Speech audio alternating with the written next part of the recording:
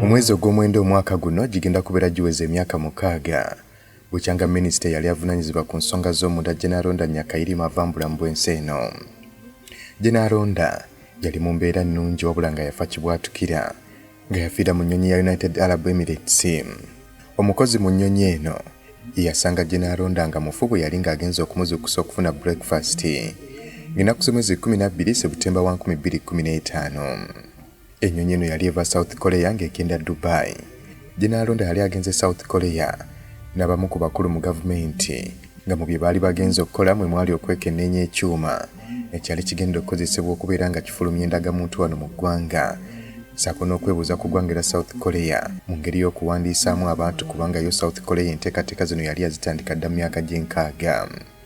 Era nga Aronda kigambibwa nti yali atambudde n'omukyala Judith Obitregama eyali Executive Director wa NIRA, teekako Professor John Kasenene, teekako ne Director wa Information Technology Kilet Tulio. Mu kunyumya embeera nga bwe yali eri Dr. Aronda, Professor Peter Kasenene yategeeza nti bwe baali mu South Korea, Aronda yatandika okuwulira ng'embeera ye si nnungi. N'ayogerezeganyaamu naye ssaako ne protocol officer ne bakkaanya agende mu ddwaliro. Kyokka protocol officer yabategeeza nti Aronda tasobola kufuna bujjanjabi mu ggwanga lya South Korea kubanga yali talina medical insurance. Tira oluvannyuma ekyaddirira protocol officer kubeera ng'aleetera Aronda amakerenda nga kuliko endagiriro yakumira empeke 5 buli luvannyuma lwa ssaawa 6. Professor Kasenene aba akyayogera, President Museveni yali amuyise okubeera ng'ayogerako eri abantu ku katuuti n'amukolera sayini eraga nti byayogeddeko bimala. Aronda bwe yali ng'ali mu kkungubagirwa ekkololo, President Museveni yategeeza nti okufa kwe akunenyeza eggwanga lya South Korea okubeera nti lyamumma obujjanjabi, n'ategeeza nti baali badde bamujjanjaba ne balaba batasobola kusasula.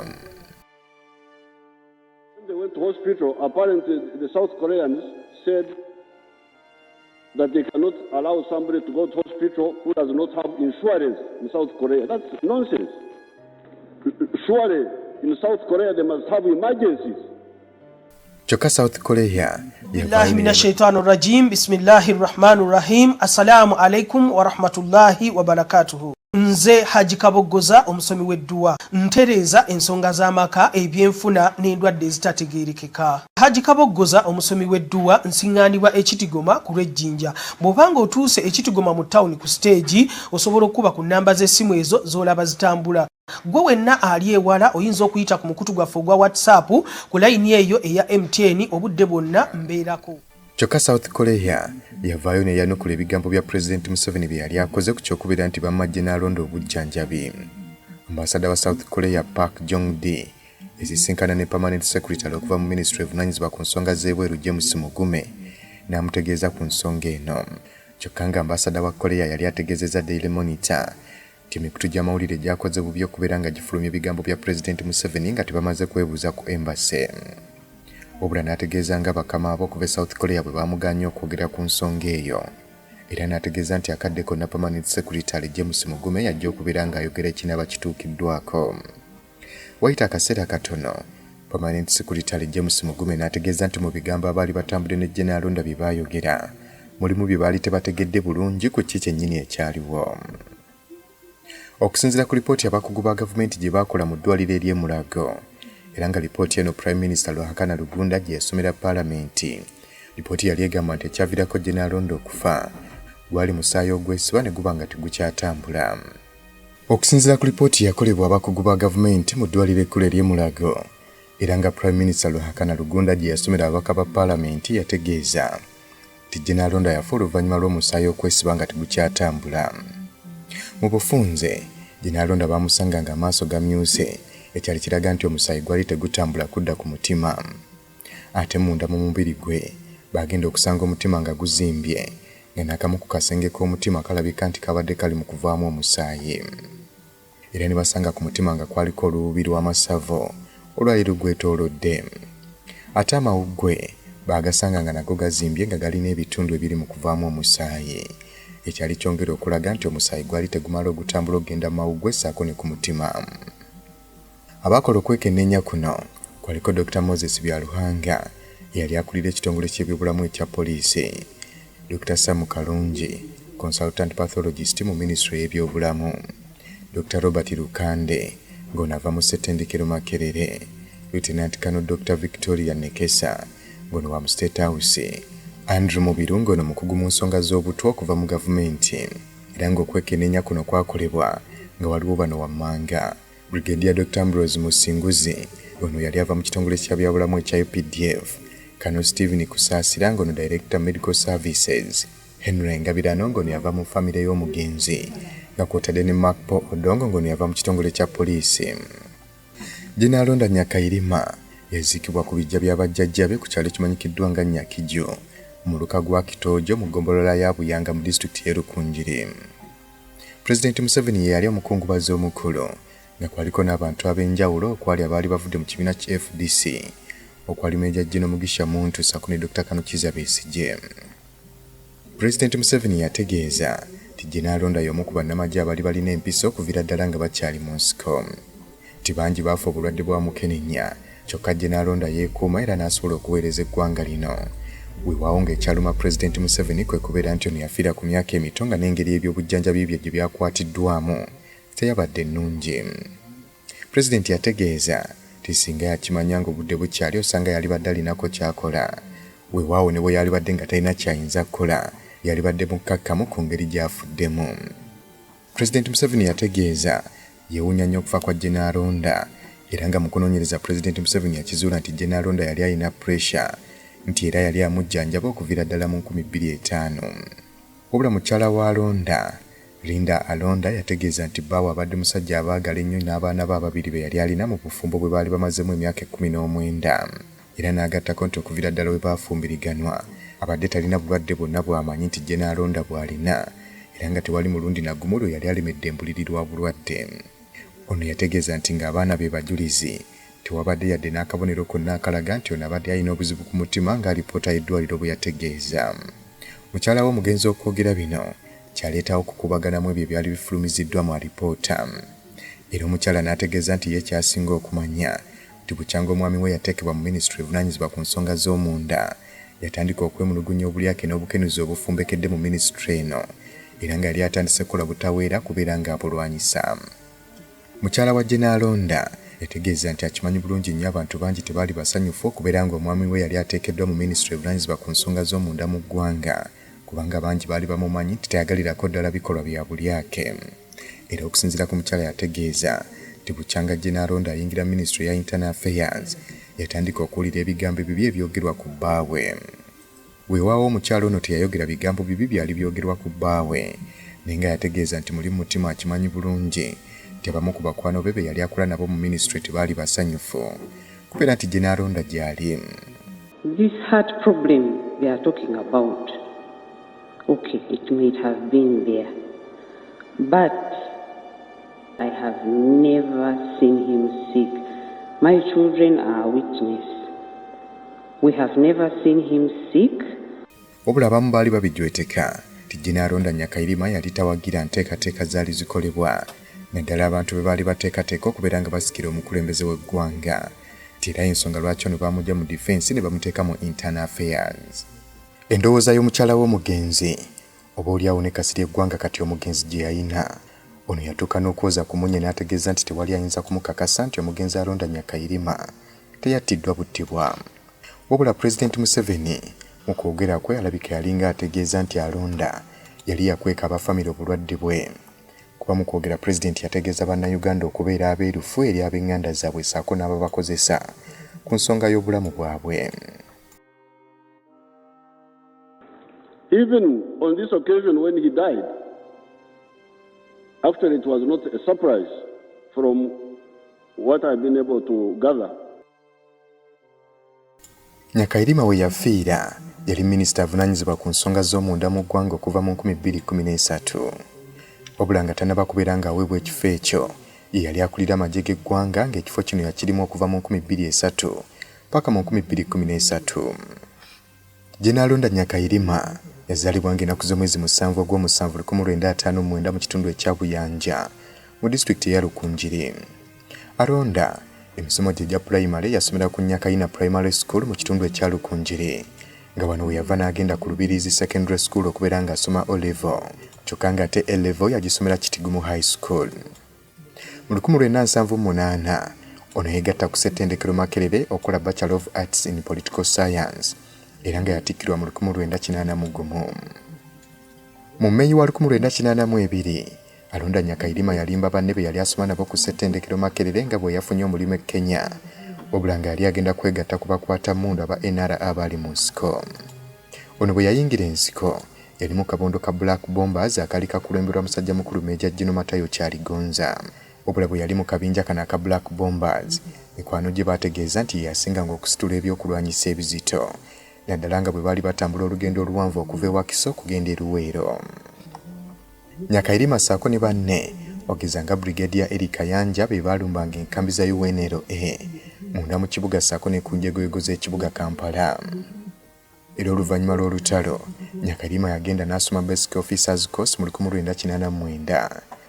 Oluvannyuma gye yava n'asindikibwa mu Fort Leavenworth mu Kansas mu ggwanga lya America n'asomayo course ya Strategic Studies ng'eno gye yava n'agenda ku NASA Military Academy mu ggwanga lya Egypt. Mu nsiko yaweebwa obuvunaanyizibwa obw'enjawulo wabula ng'obusinga ku bwo bwabeeranga bwa bunkenke. Ono yabeerako ku front line n'okunnyonnyolanga abatuuze lwaki NRA yasalawo okubeera ng'erumba gavumenti y'Obote. Ono ne banne abaava ku ssettendekero Makerere ne bayingira ensiko okusinziira ku Matayo Kyaligonza bano babayitanga ba Makerere Boys. Wabula nga Aronda bwe yava mu kabinja kana ka Black Bombers yegatta ku Abdul Nassa. Ng'oggyeko ekyokubira nti yali alina okusomesa abantu ba bulijjo ekyabayingiza ensiko. Ono era yakolanga omulimu omulala ogw'obwa intelligence. Era mu 1986 NRA ng'emaze okuwamba obuyinza ono yasigala akola obwa intelligence wansi wa Meja Jino Mugisha Muntu. Mu 1988 NRA bwe yatandika okugaba ranka ez'amagye mu butongole Aronda yaweebwa kitiibwa kya bwa captain. Ono bwe yavaawo bamufuula Director of Intelligence mu PPU oba Presidential Protection Unit kati nga yayitibwa SFC. Yali musajja atayagala muzannyo era munnaddiini. Ono yali teyeesembereza banywi ba mwenge. Ono era yaliko commandant wa Armored Brigade mu kitundu eky'e Masaka. Oluvannyuma ne bamufuula Brigadier era ne bamutwala mu mabuka g'eggwanga lya Uganda mu 2002 okubeera ng'adumira ekikwekwete kya Operation Iron Fist ekyokulwanyisa abakwata mundu ba Lord's Resistance Army. Ono era yadumira ebikwekwete by'okulumba enkambi za Koni enkulu mu kitundu ekya Lubanga Tek, Kiti Valley mu nsozi za Imatong nga bino bisangibwa mu South Sudan. Era ng'eno Koni yali yateekayo ennimiro eziwererako ddala ssaako n'amasomero agali gasomesa bakadeeti. Olwo mu 2003 omukulembeze w'eggwanga yasiima Aronda Nyakairima n'amufuula ssenkagala w'ekitongole ekya UPDF ngono yadda mu bigere by'omugenzi Meja Jino James Kazini.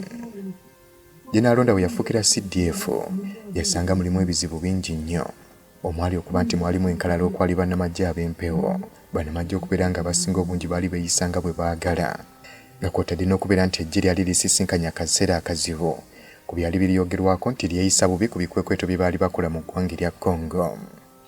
Abaafuna omukisa okubeera ne Aronda ku lusegere baategeeza nti yali born again era nga yakootinganga nnyo Bible Isaya chapter y'omukaaga olunyiriri olw'omunaana olugamba ng'empuliriza eddoboozi lya Mukama nga ligamba nti ani gwe nnaatuma era ani gwe tunaatuma. Awo ne ŋŋamba nti nze nzuuno tuma nze. Mu biseera bwe yakulembereramu eggye lya UPDF ekifaananyi kyalyo kyatandika okubeera nga kirongooka era nga ye yakulembezanga Uganda okubeera nti ye tribe ye ate ye ddiini ye. Era mu kiseera ekyo ono yalwana nnyo okubeera ng'alwanyisa obubbi bw'ente mu kitundu eky'Ekkalamujja. N'asindika abamagye ga UPDF e Somalia nga kw'otadde ne mu Central African Republic okubeera nga bawenja omumpembe Joseph Mawale Kony eyali agenze okwekweka eyo. Ono mu Mmeeyi nga 2013 bwe yalondebwa okubeera Minister wa Internal Affairs abantu bangi baavaayo ne beemulugunya nga kw'otadde n'ebitongole eby'obwannakyewa. Kuno teekako ababaka ba Paalamenti abavaayo ne bategeeza nti ono tasobola kubeera minisita nga tasoose kulekulira kuva mu magye nga bagamba nti kino kikontana n'etteeka erifuga UPDF mu ssemateeka w'eggwanga. Era akakiiko ka Paalamenti akasonsula abo pulezidenti baabeera alonze baalemerako ne bategeeza nti Aronda asooka alekulire balyoke bamukakase. Kyokka mu Julayi wa 2013 akakiiko akalonda kyadde kikamala ne kakakasa Aronda nga kino kyaleetera ababaka okuva mu opposition nga bakulembeddwa mu Nathan Nandala Mafaabi okwekandagga ne bafuluma. Ate ku Internal Affairs gye Aronda era bwe yatuukayo bangi baatandika okubeera nga bamulwanyisa. Ono yatuuka n'okuteeka abakuumi ba militale ku geeti nga bagamba nti yazze kukyusa buli kimu. Wabula ono teyabawuliriza n'ategeeza nga bw'atajja kuyingiza byabufuzi mu mulimu gwe. Bwe yatuuka mu Internal Affairs yalaba nga abakozi abali mu kitongole kya immigration batono, lwatu n'asalawo okubeera ng'ateekayo abakozi abalala. Era ng'ono baamulwanyisa ku buli kintu kye yali akola, kyokka nga yabawangulanga. Mu pulojekiti ya National Identity Card, tenda mu kusooka yali egabiddwa mu ngeri etaategerekeka, ekyaleetera gavumenti okubeera nga yafiirwa obutitimbe bwa ssente. Kino kyaleetera Keith Muhakaniza omugenzi kati okutegeeza pulezidenti nga bw'atagenda kukwata yadde ekikumi kukiteeka mu pulojekiti eno paka nga bafunye omuntu omwesimbu. Gye Aronda bwe yajja, ono yakolanga kiro na misana, nga yakolanga okuva ku Mande paka ku Mande nga tewali lunaku lwa kuwummula. Era nga abakulu mu minisitule ssaako n'ebitongole eby'enjawulo baatandika okumwemulugunyaako nga bagamba nti abakubira okuba meeting ku lunaku olw'omukaaga kyokka nga terubeera lwa kukola. Mu kubaanukula, gye Aronda yasalawo okubeera nga buli kitongole kya gavumenti akitegeeza nti buli kadde konna kabeera kakola, era nga ye bwe yatambulanga okugenda ebweru w'eggwanga, amasimu yagakubanga kibubeere bwa kiro oba misana. Mu October 2013, gye Aronda Nyakairima yalonda Colonel Stephen Kuingira okulembera National Security Information System mu bumpimpi NSIS, wabula ababaka ba Paalamenti kino baakisimbira ekkuuli, kyokka ng'oluvannyuma gye Aronda era yabawangula. Mu mwezi ogwokusatu 2015, ono yasazaamu kontrakiti z'abakozi bonna abaali bakoledde ebbanga eddene mu NSIS, kyokka nga tebaweebwa busiimo bwabwe. Okuzzaako katono emabega, mu April 2014 gye Aronda yali alagiddwa okubeera ng'abaga ebbago erina asobola okubeera nga litereeza ebitongole by'obwannakyewa okukola obulungi emirimu gyabyo nga tebyeyingiza mu byabufuzi bya ggwanga. Era ono ebbago yalibaga, wabula ng'abantu bangi baavaayo ne batandika okubeera nga balyemulugunyaako nga kw'otadde n'ebitongole by'obwannakyewa byennyini. Wabula gye Aronda yavaayo n'ategeeza nti ebitongole bino birwanyisa programs za gavumenti ate ne bidda mu kubeera nga biyingiza abavubuka mu bibiina by'obufuzi ebya opposition okulwanyisa gavumenti, ekintu kye batasaanidde kukola. Era ng'ebbago lino lyali liwa obuyinza NGO board okubeera ng'esazaamu pamiti yonna ey'ekitongole ky'obwannakyewa singa kiba kivudde ku ndagaano. Ebitongole by'obwannakyewa bingi byavaayo ne byemulugunya ku nteekateeka eyo, wabula ng'oluvannyuma yateekawo omwagaanya abantu bonna n'ebitongole by'obwannakyewa okujja kubaganya ebirowoozo ku bbaga eryo. Era mu Novemba ng'ennaku 26, 2015, Paalamenti yayisa etteeka lino. Olwo omwezi ogwokuna ng'ennaku z'omwezi 3, 2015, gye Aronda yayanjula ennongoosereza mu Paalamenti ku tteeka ly'obutujju. Gye Aronda yali ayagala bongera okuteekamu ebibonerezo eby'amaanyi eri omuntu yenna asangibwa nga mutujju. Era ababaka baayitibwa okuva mu luwummula lwe baalimu okujja okubeera nga bakubaganya ebirowoozo ku bbaga eryo. Omubaka Ibrahim Ssemujju wa Kira Municipality yali memba akakiiko aka defense ssaako n'ensonga z'omunda mu ggwanga. Yategeeza nti ebbago lino lyali libikiddwamu ebintu bingi nnyo nga waliwo kye baagala okuyisaawo. Ssemujju yategeeza nti ekigambo butujju oba terrorism kyali tekinnyonnyoddwa ng'ekibiina ky'amawanga amagatte ekya UN bwe kikinnyonnyola. Wabula yadde ng'okwemulugunya kwali kungi okuva naddala ku ludda oluvuganya gavumenti. Ekiro ky'ennaku z'omwezi nga 19 ogw'omukaaga 2015 etteeka lino lyayisibwa. Ababaka okuva ku opposition beekandaga ne bafuluma, era ebimu ku byo ebyali bisinze okubeera nga bibeekandagisa kwe kubeera nti ssenkagale w'ekitongole kya poliisi yali awereddwa obuyinza okunoonyereza ssaako n'okugenda mu maaso okuwozesa abateeberezebwa okubeera abatujju. Era ng'etteeka lino okuyisibwa, Radiras Rwakafuuzo omulwanyizi w'eddembe ly'obuntu yali agenze mu kkooti ya ssemateeka okubeera ng'awakanya etteeka ery'obutujju. Gye Aronda bwe baamulondera okubeera minisita w'ensonga z'omunda, ebibiina by'obwannakyewa ssaako n'ab'opposition baali bali mu kaweefube obw'okulaba ng'akalulu Uganda ke yali egendamu kabeera kamazima na bwenkanya. Nti abantu bangi baali bakwatiddwa, abalala nga batulugunyiziddwa, kyokka gye Aronda bwe yajja n'ategeeza poliisi okubeera ng'erekerawo okutulugunya abantu. Nti era akalulu ka 2016 we kaatuukira nga gye Aronda ono amaze okufa, abantu bangi baatulugunyizibwa, wabula nga bangi baatandika okujuliza nti singa gye Aronda abaddewo eby'okutulugunya abantu tebyaligenze maaso na kubeerawo. Wabula omubaka Ssemujju kino teyakkiriziganya nakyo, ng'agamba nti okutulugunya abantu bibeera biragiro ebibeera bizze, era nga gye Aronda yalibadde talina kyayinza kikolera. Ssemujju yajjukiza abantu nti Lieutenant General Ivan Koleta bwe yabeerera mu kitongole ekya ISO yategeeza ab'ebyokwerinda babeere bantu bakkakkamu tiwabula ebyokugamba ab'ebyokwerinda okubeera abakkakkamu bye bimu ku byamuleetera okubeera nti agobwa n'asindikibwa ne ku bwambasada.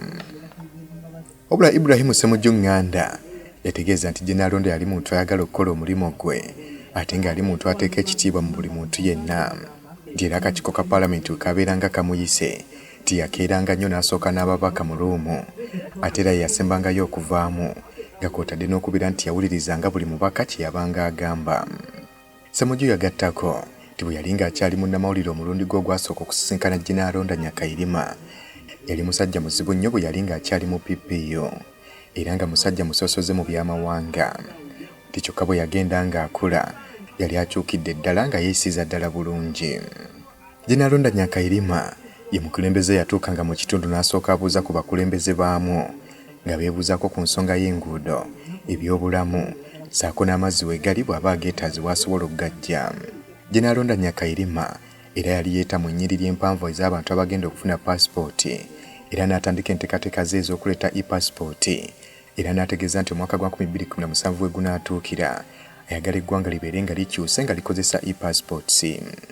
Ng'agamba nti kino kiyamba nnyo naddala ku nsonga z'ebyokwerinda n'okwanguya emirimu gya bulijjo. Mu bigambo bye General Aronda yategeeza nti Uganda nnene okumusinga. General Aronda yakkiririzanga nnyo mu kuteekateeka abavubuka era ono waakiri buli lunaku yasisinkanangayo omukulembeze w'abavubuka omu n'ayongera okumuteekateeka. Mukadde bwe yafiira ye yali patroni wa Foundation for Youth Mentorship era nga yasisinkananga abavubuka n'abategeeza nti balina okulabira ku President Museveni naddala ebyo bye yakola ng'akyali muvubuka. General Aronda yali musajja ateemutyamuti era nga takwekerera bunafu bwa muntu yenna era omulundi gumu waliwo ofiisi omu yagenda mu ofiisi ye n'atandika okusiiga munne enziro wabula mu bwangu obw'ekitalo n'amutegeeza nti ekyo ky'akoze kiraga obunafu bw'omukulembeze kubanga yalemereddwa n'okugonjoola ensonga nga tannaba kuzimutwalira. Yayita gwe babadde bali mu kusiiga enziro n'amutegeeza byonna bye babadde bamwogerako. General Aronda buli kaseera yakwotinganga nnyo munnabyafaayo w'eggwanga ya Algeria gwe bayita France Fanon. Ono omulundi gumu yategeeza nti buli mugigi gusaanidde okubeera nga guteekawo ebiruubirirwa byagwo era nga kiri eribba okukituukiriza oba okulemererwa. Emyaka 10 General Aronda gye yamala nga yaduumira eggye ly'eggwanga erya UPDF bintu bingi nnyo bye yakola. Yeekennenya bulungi nnyo n'amanya lwaki olutalo lw'omwamuka g'eggwanga lugaanye okuggwa era ng'ebimu ku byo ebifaananyi bingi byalaganga bannamagye nga bali mu uniforms eziyuliseyulise. Wabula General Aronda bwe yafuuka omukulembeze w'amagye bannamagye bangi baavaayo ne batandika okutegeeza nti kakati embeera gye balimu nnungi kubanga ne uniform ze babawa empya buli mwaka. Bannamagye era baategeeza nti n'emisaala gyabwe kakati gyatandika okutuuka mu kadde era nga bye biseera bye bimu eggwanga erya Uganda bwe lyatandika okukola ebikwekweto mu ggwanga erya Somalia saako ne Central African Republic era nga bannamagye baabaweerezanga bulungi ebikozesebwa. Era kyali kiseera kye kimu mwe yazimbira barracks eziwererako ddala omwali Kakiri, Kalama saako ne Kisenyi era nga ye kaweefube yasookera ddala okulaba ng'obuyumba obwakazibwako bumamayingiya buggyibwawo. General Aronda era yategeeza tekigenda okubeera nga kitereza eggye ly'eggwanga okubeera nga libeera ku mutindo gw'ensi yonna kwe kubeera nga bongera okutendekebwa obulungi. Era Kimaka Senior Command Staff College Ejjinja emanyikiddwa ku mutendera gw'ensi yonna n'ezimbibwawo nga n'okutendekebwa okw'amaanyi kwateekebwawo mu units ez'enjawulo nga muno mwe mwali abakozesa ebyokulwanyisa eby'amaanyi saako n'eby'omu bbanga okubeera nga batendekebwa mu kitundu eky'emasinde. Era kaweefube w'okujja bannamagye b'empewo mu ggye ly'eggwanga naye n'amukola era enkambi zonna ne zirongooka era n'abasinga obungi ne baweebwa ebyokkola. Era yali Nyakairima eyagula ennyonyi ennwanyi empya okuva mu ggwanga erya Russia nga muno mwalimu zittanka n'ebintu eby'enjawulo era nga tewali musango gwonna gwawulirwako nti waliwo ebyokulwanyisa by'amagye eby'empewo ebyagulwa mu myaka 10 gye yamala nga yakulira UPDF. Nti era General Aronda yali yasoma nnyo naddala ku nsonga ezikwatagana ku byokulwana ng'asobola okutegeeza mukadde konna ddi lwe balina okukozesa mamba, tanka oba chopa. Nga ensonga lwaki eggye ly'eggwanga erya Uganda ery'ebidduka lyakolera ddala bulungi nnyo mu ggwanga erya Somalia. Nga ensonga lwaki yasobola okulwanyisa abakwatamundu ba kkoni olutalo lwali lumaze ebbanga eddene. Wabula ekyokuba nti yali yasomera Kitigumu High School kyamuleetera okubeera ng'ayiga olulimi ssaako n'abatuuze okubeera ng'amanya engeri gye balina okweyisaamu. Olw'okubeera nga Jeno yalongoosa ekitiibwa ky'eggye lya UPDF mu mamuka g'eggwanga, abakyoli baatandika n'okulitendereza kyokka nga kyali kizibu nnyo ebiseera ebyo abantu bano okubeera nga basiima eggye lya UPDF. Era nga Jeno Nyakairima ono yamanyanga n'okugenda ku front line n'agwa mu binnya ne basajja be, era nga kino kyayongeranga amaanyi mu balwanyi okubeera ng'omuduumizi w'amagye bali naye ku front line. Era ng'ono yafunanga akadde n'ayogerako nabo n'awuliriza ebizibu bye basanga, nga bw'atuula wansi afuba okulaba ng'ebizibu ebyo abinogera eddagala. Aronda teyakoma okwo, yayamba nnyo n'essako y'amagye eya Wazalendo okubeera nga bannamagye baterekamu ssente ssaako n'okuzeewola okwekulaakulanya. Era ng'enteekateeka endala ze yali alina kwe kubeera ng'ayamba eggye ly'eggwanga okubeera nga batandika okwerimira emmere. Today, you officially take over. I do not have much to leave behind. I only leave behind a mountain for you to climb, and climb to the top. When you reach the top and you look down to the lowlands, you will be happy that the climb was worth undertaking.